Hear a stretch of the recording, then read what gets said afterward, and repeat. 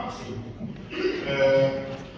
Abszolút. A másik az, hogy Szabó vélemény mond, az rendben van, mert ő jogvégzett ember. Ön nem. Kedveség. Tehát én inkább arra szeretném kérni, mert nem kérdezem, csak arra szeretném kérni, hogy térjünk vissza a normál kerékvágásba. És hogyha lesz megegyezés a mettel, akkor majd várom a bocsánatkérést. Jó?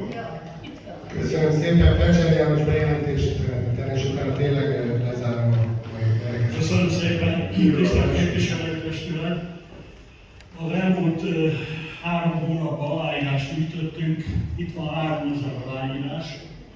Ez a 3000 névvel, címmel ellátott ember, állampolgár, orosházi kéri, hogy egyenes adásba közvetítsék a képviselőtestületi ülést, azért, hogy a döntésekről értesülhessenek, tudják, hogy az a 2 milliárdos adóbevétel, amit befizetnek a helyiek, azt hogyan használja fel a város, hogyan mennek a közbeszerzések, hogyan támogatták a dél-békési maffiát. Mindenki kialakíthatja a véleményét, azt gondolom, hogy ezt nem lehet lesöpörni az asztalról, tehát kérem, hogy ezt vegyék figyelembe, és a legközelebbi testületi ülésen erről döntsenek.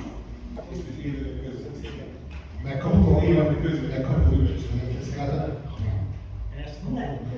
Ja, akkor hallották, én mondott azt, hogy ezt kapom meg, és lófasz mutat. Lófasz mutat? Azt mondja, hogy ezt kapom meg, és lófasz.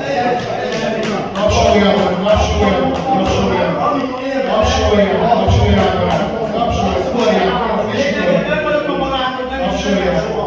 Egy szemét félek, úgy van. Szemét félek, tapsoljanak, lófasz. Nem vagyok a barátom, és nem is érteges ezzel. Lófasz mutatták. Lófasz mutatták. Ezt mondhatom. Nem meg a kezed, fejezd. Igen, mert nem tudsz jutnom meg ezeket. Nehogy vállalja, hát kérdezni se tudsz a irányítól, azt is leírták neked, hogy 2 óra osztály bogaráz.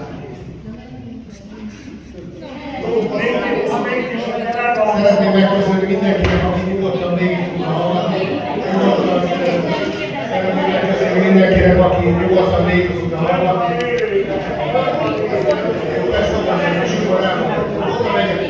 Oda megyek, mindjárt arra, ne kiabáljon, mert oda megyek, ne kiabáljon.